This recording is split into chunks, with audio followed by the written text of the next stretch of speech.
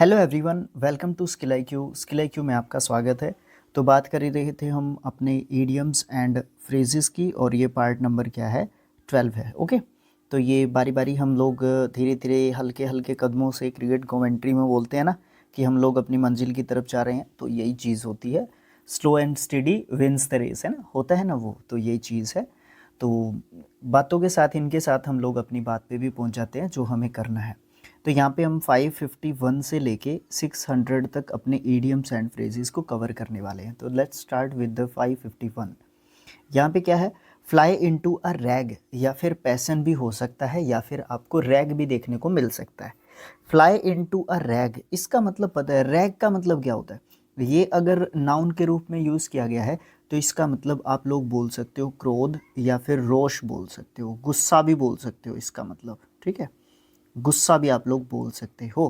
तो to become extremely angry, जब कोई आग बबूला हो जाता है या जब किसी को बहुत ज़्यादा गुस्सा होता है तो फ्लाई इनटू अ पैशन की बजाय रैग ज़्यादा बोलते हैं, पैशन कम देखने को मिलता है। नेक्स्ट जो अपना इडियम है वो है fly of eight A tangent. Tangent आपको पता होगा, मैथ्स में जो टेंजेंट होता है वो जो स्पर्श करने वाली रेखा होती है उसको ही बोलते हैं। यहाँ पे भी वही बात होगा, फ्लाई ऑफ एट टेंजेंट। इसका मतलब क्या होगा, स्टार्ट डिस्कसिंग समथिंग इररेलेवेंट, या फिर आपका चेंज द सब्जेक्ट इमीडिएटली। कहने का मतलब क्या है कि आप जो है एक लाइन के ऊपर बात की जा रही थी, एक डायरेक्शन, एक मुद्दे के ऊपर बात की जा रही थी, आप ऑफ द ट्रैक हो गई हैं। स्टार्ट डिस्कसिंग समथिंग इररेलेवेंट मतलब क्या है कि आप बेतुकी बातों के ऊपर बात कर रहे हैं, आप जो बात थी उसके ऊपर बात नहीं कर रहे हैं। तो वो क्या होता है, fly at tangent, at a tangent actually. उसके बाद है fly the nest. Fly the nest क्या होता है, children living their parents home to live on their on. मतलब कहने का ये है कि अपने पैरों पे खड़े होने की कोशिश जब बच्चे करते हैं तो उस समय पे fly the nest idiom use कर सकते हैं हम लोग। उनकी उस जो है क्या बोल सकते हो आप लोग, उनकी जो है शुभ काम, उनको शुभ इच्छा देते हैं, या बोल सकते हो पेरेंट्स जो है ये सोचते हैं कि हमारे बच्चे भी अपने पैरों पे खड़े हों, तो उस समय पे fly the nest idiom use करते हैं जब बच्चे घर से निकलते हैं। क्योंकि घर हमारा क्या होता है, एक कंफर्टेबल जोन होता है, बट हमें इस कंफर्टेबल जोन से बाहर निकल के अपने लिए एक अलग कंफर्टेबल जोन, कंफर्टेबल जोन तो मैं नहीं कह सकता उसको पर्सनली, बट समझने के लिए कह लेते हैं, हमारा अलग से एक कंफर्टेबल जोन हमें, या फिर आप लोग ये मान सकते हो कि हमारे बच्चों के लिए हमें जो है वो कंफर्टेबल जोन बनाना है जो हमारे पेरेंट्स ने हमारे लिए बनाया, जिस तरीके से वो वाली चीज़ करना। समझ गए होंगे आप पूरी जितनी मैंने बात की उसके बारे में। Flying of the handle. Flying of the handle जो है यूएसए से निकला ईडियम है, और इसका मतलब होता है सडनली बिकम एनरेग्ड। कहने का मतलब ये है कि आप जो है बहुत ज़्यादा गुस्सा हो जाते हैं, ठीक है ना। वही चीज़ आप इसको रिलेट कर सकते हो फ्लाइंग इनटू अ रैग। जहाँ पे आपको रैग देखने को मिलता है वहाँ पे उसका मतलब आप गुस्सा निकाल के चलें, ठीक है। ओके जी। नेक्स्ट है हमारा फॉलो हिज नोज, मतलब नाक की सीध में चलते रहो। तो मतलब टू गो स्ट्रेट अहेड, मतलब आगे जो है सीधे चलते रहो। Follow suit to do as others have done, जिस तरीके से पहले वालों ने किया उसी तरीके से आप करते रहो, आपको सफलता मिल जाएगी। अगर आप किसी पर्टिकुलर, देखो क्या होता है, हम टीचर्स से पढ़ते हैं, उन्होंने पहले पढ़ा, फिर उन्होंने डिग्रीज डिप्लोमेज जो भी उनके ऊपर टेट वेट जो भी उनके ऊपर होते हैं वो क्लियर करते हैं। उसके बाद हम लोगों को वो उनको एग्ज़ाम्स देते हैं, फिर वो टेस्ट वगैरह क्लियर करते हैं, इंटरव्यूज़ वगैरह क्लियर करते हैं, फिर हमें पढ़ाने के लिए आते हैं। तो वो एक प्रोसीजर होता है। तो फॉलो सूट क्या होता है, जिस तरीके से उन्होंने चीज़ों को सीखा। अगर आप भी एक टीचर बनना चाहते हैं तो टीचर्स के लिए आपको पहले एक रिक्वायर्ड जो क्या बोलते हैं उसको, एजुकेशनल क्वालिफिकेशन लेनी पड़ती है। उसके बाद आपको एक ट्रेनिंग, आप उसको मैं ये कहूँगा कि वोकेशनल ट्रेनिंग लेनी पड़ती है आपको, जैसे जीबीटी हो गया जिसको डीएड बोलते हैं, या फिर बीएड हो गया, है ना। फिर उसके बाद आपको स्टेट का टेट करना पड़ता है, या फिर सेंट्रल लेवल पे, या फिर आप लोग ये बोल सकते हो सेंट्रल लेवल पे तो नहीं कह सकता मैं उसको, इसके लिए यूनियन टेरिटरीज़ के लिए आप बोल सकते हो सी टेट क्लियर करना पड़ेगा टीचर के रूप में, है ना। तो वो वाली चीज़ जो है होती है, तो वो चीज़ जो है फॉलो सूट होगा। उसके बाद फुट द बिल का मतलब क्या होता है, टू पे फॉर समथिंग, किसी के लिए पे करना, या फिर पे फॉर एवरीथिंग, मतलब आप जो है पे करते हो, हिसाब चुकाते हो। उसके बाद फॉर बेटर और रोज़, मतलब अच्छे के लिए या बुरे के लिए या फिर अच्छे के लिए, मतलब अंडर एनी सर्क्यूमस्टांसेस। सर्क्यूमस्टांसेस होती हैं सिचुएशंस, परिस्थितियाँ। ओके, किसी भी स्थिति में, किसी भी हाल में, अच्छा है या बुरा है, बेटर है या फिर रोज़ है। फॉर गुड, अच्छाई के लिए या फिर सदा के लिए, परमानेंटली या फिर for ever. For keeps, for ever, सदा के लिए, दोनों को आप जोड़ सकते हो। कीप, फॉर कीप्स या फिर फॉर गुड, दोनों को आप एक जैसा मीनिंग दे सकते हो। Okay, 40 wings. 40 विंग्स क्या होता है? 40 विंग्स का मतलब होता है a short nap during the day. मतलब एक शॉर्ट नैप का मतलब पता है क्या था? नैप होता है आपको बहुत ज़्यादा नींद आ रही है, ठीक है, आपको बहुत ज़्यादा नींद आ रही है और आप क्या करते हो, सिचुएशन नहीं है सोने का, बट आप क्या कर लेते हो, थोड़ी देर आंखें बंद करके, सबका अपना अपना स्टाइल होता है बट उसको बोलते झपकी ही हैं, एक छोटा सा नींद ले लेते हो आप किसी भी अनकंफर्टेबल सिचुएशन में, ठीक है, उसको शॉर्ट स्लीप या फिर शॉर्ट नैप जो है बोलते हैं, ठीक है, दिन के अंदर, ठीक है। ओके, या फिर आप दिन को काट दो बेशक, ये शॉर्ट नैप भी बोल सकते हो, शॉर्ट स्लीप भी बोल सकते हो। और ये जो है अनौपचारिक जो है झपकी, जिसका मतलब होता है 40 विंग्स का, ठीक है। Okay, fought to the bitter end, इसका मतलब क्या है कि carried on a contest regardless of the consequences. मतलब आप जो है कॉन्सिक्वेंसेज का मतलब नहीं देख रहे हो, आप सिर्फ कॉन्टेस्ट की तरफ जो है ध्यान दे रहे हो, और लास्ट में जो रिजल्ट होगा वो आपको नहीं पता है, you don't know about the result या don't care about the result, but आप जो है लास्ट तक, अंतिम तक लड़ाई को क्या करते हो, लड़ते हो, बट रिजल्ट के ऊपर आप जो है फोकस नहीं करते हो, तो उस सिचुएशन को fought to the bitter end बोलते हैं। उसके बाद फॉल प्ले। फॉल प्ले होता है अनफेयर और डिसऑनेस्ट बिहेवियर, नियम के विरुद्ध आप जो है किसी खेल को खेल रहे हो तो फॉल प्ले होता है। Four corners of the earth, earth के फोर कॉर्नर्स मतलब चारों तरफ, पूरी धरती है ना, दुनिया का सभी जो है हिस्से या parts, from all the parts of the world, है ना। फ्रॉम फार एंड वाइड, मतलब यहाँ से वहाँ तक, सब दिशाओं में, फ्रॉम ऑल डायरेक्शंस, सब दिशाएं।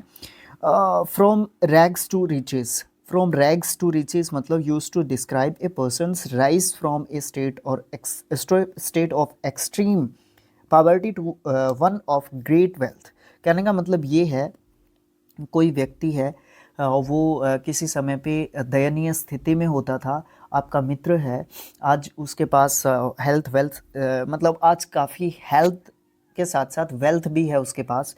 हेल्थ तो जो है सबसे बड़ी वेल्थ होती है, तो मतलब उसके पास वेल्थ है, वो काफ़ी वेल्दी पर्सन हो गया है, ठीक है ना। तो उसकी आपको हर सिचुएशन पता है कि उसने इस चीज़ को, इस दिन को प्राप्त करने के लिए क्या क्या स्ट्रगल, क्या क्या चीज़ें उसने की हैं, वो सारी चीज़ आप जानते हैं। तो ये बात है फ्रॉम रैग्स टू रिच, मतलब जब वो रैग्स, मतलब जब वो मैं ये इस तरीके से समझा सकता हूँ आपके कि जब वो कूड़ा बीनता था, कूड़ा कचरा उठाता था, उससे लेके आप राजा बन गया वो, उस तक की पूरी प्रोसेस आपको पता है कि उसने दिनों को कैसे कैसे काटा है, किस तरीके से उसने मेहनत की है, किस तरीके से उसने अपनी चीज़ें की हैं।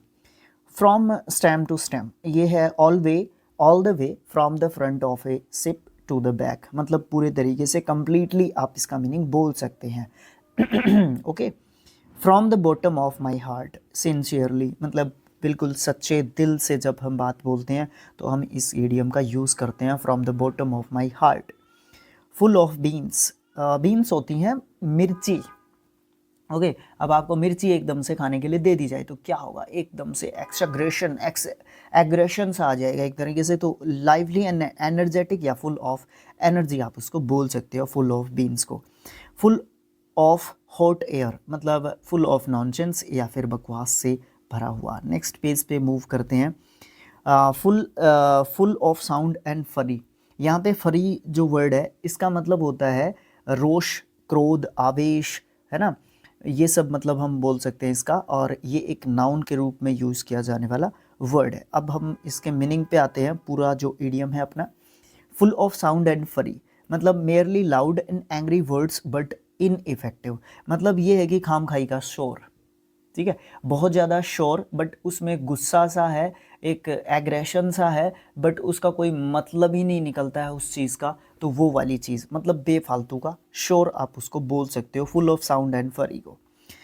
Full steam ahead, full steam ahead का मतलब क्या होता है, ये जो है आप लोग इसको रिलेट कर सकते हो कि जो भाप का इंजन है ना, उससे रिलेट करना है कि उस समय पे जो है इस ईडियम का ओरिजिन एक तरीके से हुआ था, क्योंकि जो भाप का इंजन है ना वो जो है बहुत ज़्यादा स्पीड से, या फिर आप लोग बोल सकते हो बहुत ज़्यादा स्ट्रेंथ के साथ जो है काम करता था, या फिर जब भी किसी काम को क्या किया जाए, बहुत ज़्यादा स्पीड से काम किया जाए और बहुत ज़्यादा एनर्जेटिक फॉर्म में किसी काम को किया जाए, तो उसको आप फुल स्टीम अहेड जो एक तरीके से बोल सकते हो। मूव ऑनवर्ड विद डेटर्मिनेशन, मतलब पूरा दम, पूरा जोर, पूरे एफर्ट, पूरा मतलब एफर्ट के साथ आप किसी काम को कर रहे हो, फुल स्टीम अहेड होता है। ये स्टीम इंजन्स आए थे उस समय पे, ये ओरिजिनेट हुआ था। गोल एंड वॉर्मवुड, गोल एंड वॉर्मवुड जो है बाइबल, जो हमारी पवित्र पुस्तक है बाइबल, द बाइबल से जो है ये निकला हुआ है। ज़्यादा इसके बारे में डिस्कशन मुझे नहीं करना, बट हेटफुल इसका एक तरीके से मतलब होता है गोल एंड वॉर्मवुड का। ओके, ठीक है जी। उसके बाद गेम इज़ अप, इसका मतलब होता है deception is at the end. Deception क्या होता है, धोखा, छल कपट चालाकी, है ना, ये सब मतलब होता है। Deception is at end, game is up, मतलब क्या है कि किसी का क्या हो गया है, धोखे का क्या हो गया है, राज एक तरीके से खुल गया है। गेट क्रैशर, गेट क्रैशर मतलब इन अनइनवाइटेड गेस्ट, जब मतलब बिना बुलाया मेहमान जब कोई आ जाता है तो गेट क्रैशर उसको बोल सकते हैं। उसके बाद क्या होता है, गिव अवे, आपको पता ही है, ये यूट्यूब पे जो बड़े बड़े क्रिएटर्स हैं वो गिव अवे करते हैं, डिफरेंट डिफरेंट चीज़ों का डिस्ट्रीब्यूशन करते हैं वो चीज़ों का। गिव द गेम अवे मतलब गेव आउट द सीक्रेट, मतलब किसी चीज़ का पर्दाफाश करते हैं आप। Gave the game away. Gave went to something, अब ये वेंट क्या होता है, ये वर्ब होती है वेंटेड, वेंटेड इसका सेकंड एंड थर्ड फॉर्म होता है। अगर इसको हम वर्ब के रूप में यूज़ करते हैं, अगर नाउन के रूप में यूज़ करते हैं तो इसका मतलब निकालना, किसी चीज़ को निकालना, या छेद बोल सकते हो, सुराग बोल सकते हो, है ना, छेद जो होता है आर पार। ओके, इस चीज़ को बोल सकते हो। तो यहाँ पे देखते हैं इसका क्या मतलब निकलता है। गिव वेंट टू समथिंग मतलब एक्सप्रेस्ड फोर्सफुली, मतलब किसी के ऊपर भड़ास निकालना, यानी कि किसी के ऊपर गुस्सा जो है करना। ओके, तो यहाँ पे आप नाउन के रूप में इसको रखना। गियर अप फॉर मतलब गेट रेडी फॉर, तैयार रहना एक तरीके से। गैरीमैंडर, गैरीमैंडर जो है इसका भी ओरिजिनेट जो है आप यूएसए से एक तरीके से मानते हैं, और डेमोक्रेटिक पार्टी के एक मेंबर होते थे गैरी, है ना, उन्होंने जो है यूएसए में उस समय पे जब चुनाव हुए थे उससे उस दौरान ये वर्ड जो है ओरिजिनेट किया था, और उस समय पे कुछ जालसाजी इस तरीके का चीज़ें की गई थी, मतलब उसका मानना था ये उस पर्टिकुलर पर्सन का, तो उस समय पे ये ओरिजिनेट हुआ था गैरीमैंडर। इन ए मेन मैनिपुलेटिव एंड अनफेयर वे, मतलब एक तरीके से जालसाजी के तहत उन्होंने कुछ आरोप वगैरह लगाए थे, तो उस समय पे गैरीमैंडर ईडियम जो है फेमस हुआ था, पॉपुलर हुआ था। Get a foot in the door to have a chance to do something, मतलब किसी काम को करने का कोई मतलब मौका एक तरीके से मिलना, उसको हम क्या बोल सकते हैं, उसको हम बोलते हैं get a foot in the door. Door के अंदर जो है फुट लगाना मतलब पैर अड़ाना किसी भी चीज़ के ऊपर, अपॉर्चुनिटी जो है एक तरीके से आपको मिलना। Get a gold star to earn a merit point for doing well, मतलब आप जो है किसी जो है आपने कोई अच्छा काम किया है उसके लिए आपको जो है क्या एक तरीके से फैसिलिटेट एक तरीके से आपको उसके लिए किया जा रहा है, ठीक है, आपको उसके लिए जो आपने मेहनत की थी उसके लिए आपको एक उचित इनाम से नवाजा जा रहा है। Get a second wind to have renewed energy, मतलब एक तरीके से नया जोश जो है लेके आना अपने अंदर। Get a taste of your own medicine, मतलब to be given the same treatment that you have given to others, मतलब जैसे को तैसा हिंदी में जब बोलते हैं अपनी दवाई का जो क्या बोलते हैं टेस्ट बहुत ज़्यादा कड़वा होता है, दूसरों को तो हर रोज़ दवाई देते हो बट आज आपको मिल गई। गेट अवे, गेट अवे होता है टू लीव, मतलब एक तरीके से छोड़ देना। उसके बाद होता है get cracking. Get cracking to start doing something, मतलब किसी काम को स्टार्ट करना, किसी काम की शुरुआत करना। Get down the brass tacks, ये क्या होता है टैक्स? एक तरीके से आप इसको जो है क्या बोलते हो, टैक्स को जो है इसमें इसके पीछे भी एक जो है स्टोरी है, get down the tacks, get down to brass tacks. इसको सबसे पहले यहाँ से देखते हैं, फिर थोड़ा सा बताते हैं इसके ऊपर। Start taking up the most important facts of a situation, मतलब आप जो है मुद्दे की बात करते हैं। Get down to brass tacks, इसमें जो है एक ये भी, इसका भी जो है आपको ओरिजिनेशन जो है यूएसए से मिलता है। वहाँ पे एक न्यूज़पेपर था, ठीक है, एक न्यूज़पेपर था, आजकल तो मुझे पता नहीं है कि नहीं, इसका वो न्यूज़पेपर था द ट्राई, ठीक है, द ट्राई न्यूज़पेपर था और ये वीकली आता था, ठीक है ना, ये वीकली आता था। और उस समय पे जो है ये जो ईडियम है ये जो है उस समय पे फेमस एक तरीके से हुआ था, ठीक है, get down to brass tacks. तो उसमें जो है बताया गया था कि जो व्यक्ति जो है स्वार्थ से काम करता है ना, उस व्यक्ति को कंट्रोल किया जा सकता है, ठीक है ना, जो व्यक्ति स्वार्थ से काम करता है उसको एक तरीके से कंट्रोल किया जा सकता है। इस तरीके की कुछ बात जो है उस टाइम पे निकल के आई थी। तो get down to brass tacks जो है उस समय पे निकला था, मतलब किसी भी मुद्दे की, इम्पोर्टेंट फैक्ट की बात करना जो भी उस पर्टिकुलर सिचुएशन से रिलेटेड है, ठीक है, इस तरीके का कुछ निकल के आया था उस समय पे। ओके, उसके बाद हम बात करते हैं get into a shop.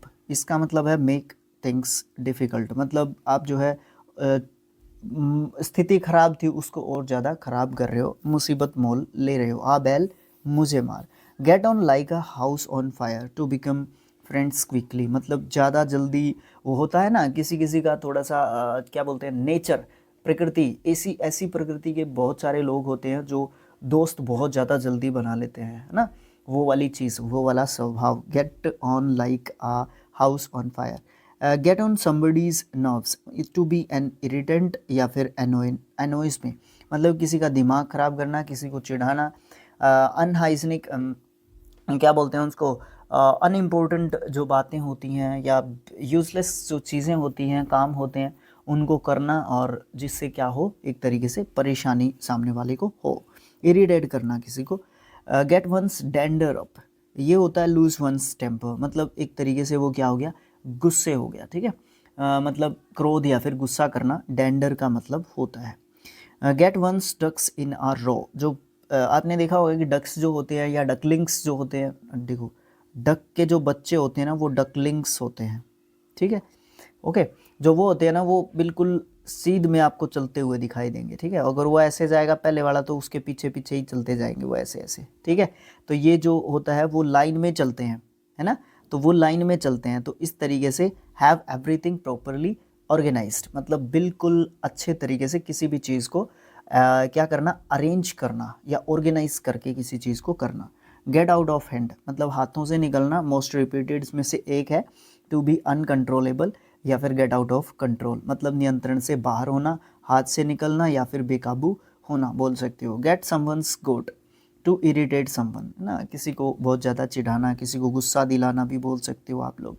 Gate something off one's chest, अब यहाँ पे क्या है, यहाँ पे है कि express something that has been worrying you and you want to say, आप जो है क्या करते हो एक तरीके से अपनी छाती पे से बोझ हल्का कर लेते हो। कैसे, मान लो आपके मन के ऊपर कोई बोझ है जिसको आप जो है वहन कर रहे हो एक तरीके से, और उस बात को आप किसी को बता नहीं पा रहे हो, बट एट लास्ट आपको एक ऐसा पर्सन मिल जाता है जिससे आप वो बात शेयर कर लेते हो, या उससे रिलेटेड है किसी भी तरीके से, आप किसी बात को जो आपके ऊपर बोझ बनी हुई है उसको शेयर कर लेते हो, तो आपको बहुत ज़्यादा खुशी मिलती है, a sign of relief.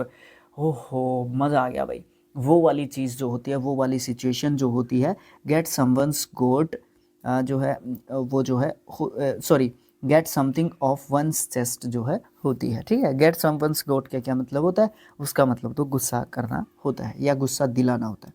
Get the x, इसका मतलब आप जॉब को लॉस कर देते हो, अपनी जो नौकरी है उसको खो देते हो। Get the ball rolling to start doing something, ball को रोल होने दो, बॉल को लुढ़कने दो, है ना। तो मतलब क्या है कि जिस भी तरीके से हो आप जो है शुरुआत करो एक तरीके से अपने काम की, या जो भी आप स्टेप जो है उठाना चाहते हो एक तरीके से एक स्टेप उठाओ, आगे चीज़ें होती रहेंगी अकॉर्डिंग टू सिचुएशन या काम के अनुसार होती रहेंगी। Get the hang of, learn how to use, मतलब किसी भी चीज़ को समझना। गेट द हैंग ऑफ, किसी चीज़ को समझना, पहले किसी चीज़ को समझना। जो क्या होता है, बच्चे एनडीए में लगते हैं, बच्चे एसएससी में लगते हैं, बच्चे कुछ भी मतलब हमें जॉब मिलती है ना। तो पहले हमें उसको ट्रेनिंग बोलते हैं, ट्रेनिंग पीरियड होता है, किसी में कम होता है किसी में ज़्यादा होता है ना। तो वो ट्रेनिंग जो पीरियड होता है वो होता है उस समय पे हम उस चीज़ को, उस काम को सीखते हैं। हर काम को सीखना पड़ता है पहले, तभी तो होता है ना।